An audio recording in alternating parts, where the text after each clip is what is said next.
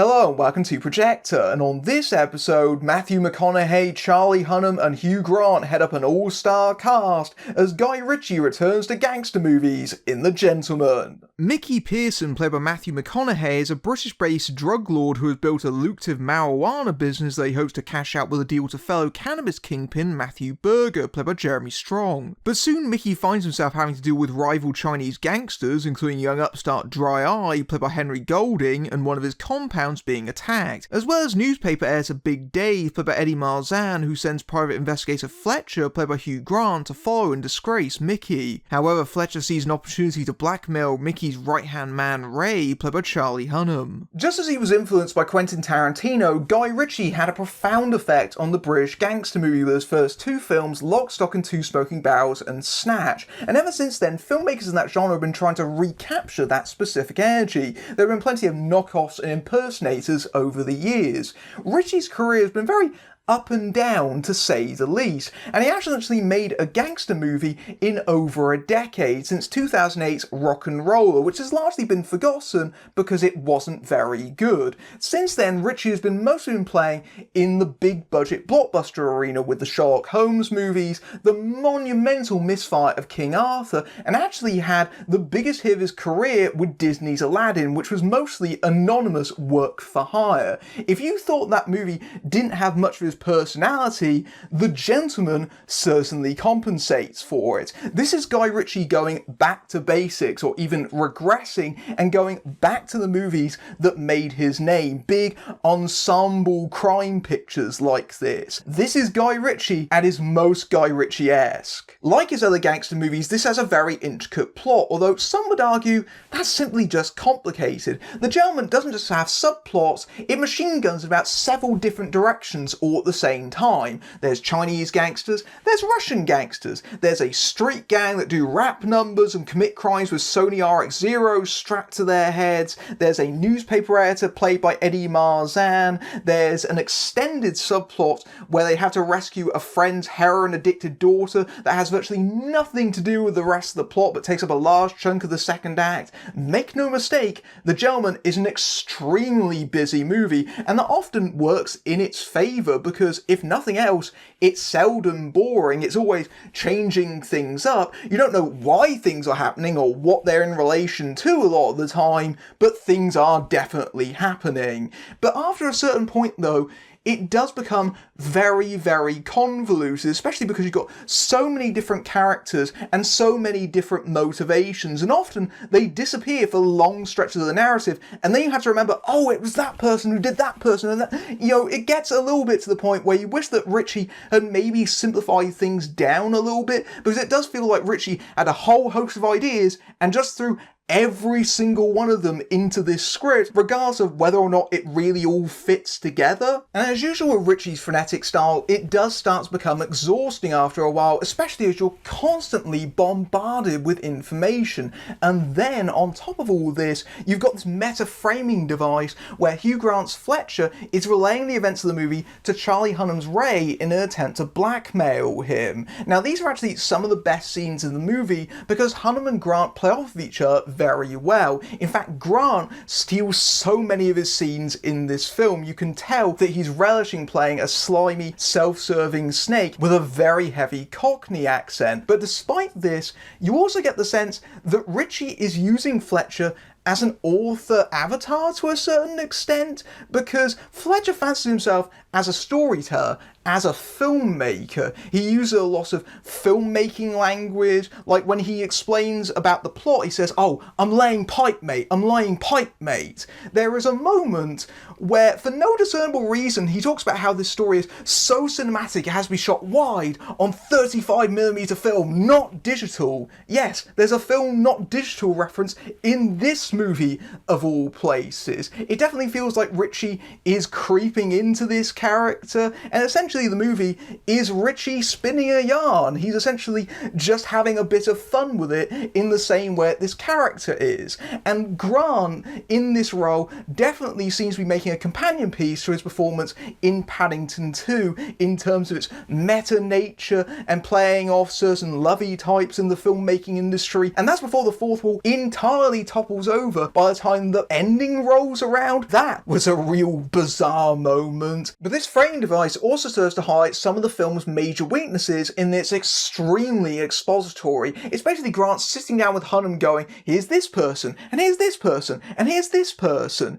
The first act is virtually entirely made up of introductions, and it makes no sense because Hunnam's Ray is a part of this world. He knows these people. He's part of this story. It's not for his sake, it's for the audience's. And it's so inelegant that Ritchie even has a line where he points out the fact that Ray already knows all this, and yet just goes along with it anyway, in spite of the fact that it's total nonsense. It feels like Ritchie realised they made a very overly knotted plot and then just wrote this wraparound as a way of baby-stepping the audience through it, instead of actually conveying the information properly and clearly. But this points to something far larger in that every moment in this movie is so story-driven that there is no room for the characters. They're all caricatures spouting heightened dialogue. So the performers that work best in this movie are the ones that figure out they're going to have to play up their stereotypes to the hilt. So Grant works well in this movie. Hunnam is far better in this than he is in Ritchie's King Arthur. He seems better suited to this kind of role, and he gets quite a few laughs, just like Colin Farrell does as Coach, who is a boxing tutor who tries to get kids off of the streets and out of crime. He gets entangled in Mickey's business, and thus he has to set things straight. And I wish that Farrell was in this movie a bit more than he is, because he genuinely is one of its major highlights. But some of the other actors are not given enough screen time or interesting enough roles to transcend what's on the page. For example, Ritchie regular Marzan is just given a newspaper editor with a grudge who pretty much disappears out of the movie up until the ending after instigating his specific portion of the plot. Jeremy Strong is very flamboyant as cannabis kingpin Matthew, but again, he's out of a lot of this movie after he's initially introduced, although at least he can take solace in the fact that this is a better January Matthew McConaughey film to appear in than Serenity. Michelle Dockery is wonderfully cast against her Downton Abbey type as Mickey's wife, and she seems to be enjoying her Cockney accent. She was apparently a very late replacement for Kate Beckinsale, and it's implied that character is the one who's really pulling Mickey's strings. She's the one that gives him advice and tells him how to run things, but unfortunately she's stymied by the fact that she's playing the token role of the woman in this very masculine film that pretty much just pushes her to the sidelines up until the finale, where she has to be in danger to motivate the other characters. That's pretty much her role, unfortunately. And then you have McConaughey, who is essentially meant to be the linchpin that the entire movie is based around, and I thought he was a little bit flat in this movie. He's not that compelling of a central figure. Mickey is meant to be someone who has risen up from the criminal ranks and then worked his way into high society, and so he might have become a little bit soft and a little bit gentrified, but because of that he has to avoid getting his hands dirty, and thus he defers a lot of his actions to Ray to do on his behalf. And that means that Mickey doesn't feel like an active participant in the plot, it feels like it's going on around him, and that really is a shame, because I do think that Ritchie is onto something with this whole class angle of criminals trying to hide their actions in respectability and then contrasting that with the brutality of the plot. There's definitely some worthy satire there, but I don't think the movie quite figures out what to do with it. And McConaughey is fine, he's just not distinctive enough against the rest of the cast. And one of his most fun moments in the film turns out to be an invented dream sequence. Again, this framing device adds moments where Fletcher, being an unreliable narrator, just makes things up. And that doesn't really work very well because it just makes things even more convoluted. It also feels like Ritchie is intentionally trying to push people's buttons, indulging a lot of deliberately bad taste to try and offend someone. And sometimes that does feel a little bit mean-spirited. For example, the fate of one character clearly seems inspired by rumours, or dare I say it, porkies, about a recent British Prime Minister. Likewise, even for a Ritchie film, there is a lot of swearing in The Gentleman. It's like he built up all of this over the PG-13 films that he'd made and just released all of it here. And man oh man, does Ritchie really love the C-bomb. There's about 30 uses of it in this movie. Characters call each other "see you next Tuesdays" with just wanton abandon, and after a certain point it does lose its ability to shock, although I do have to admit there was also a certain part of me that was almost impressed that he managed to work it into the movie that many times, including visually. But while I can deal with those things, one thing that I definitely found uncomfortable was how much casual racism litters through this script, often being used as the basis of humour. And yes, I get it, criminals are not going to be very PC, but often Ritchie treads in very questionable ground. For example, there's a scene where Coach discusses where if you call someone to "see you next Tuesday" with their race in front of it, it might not be racist, it might just be a term of endearment. But this is most clearly seen with the Chinese gangster characters, who are obviously the film's villains, and thus the other characters take full license to just call them casual slurs, including one that you wouldn't often hear outside of a Western. And this feels really poor taste. I'm actually a bit surprised that Henry Golding is in this movie playing Dry Eye, itself a dubious character name. I know he's Malaysian, not Chinese, but even so, you had to have been looking at this script and looking at the representation and going, hang on a minute. It's the kind of movie where when Golding first appears on screen, he's described by Grant Fletcher as being the Chinese James Bond with a license to kill, saying those lines with a lisping accent.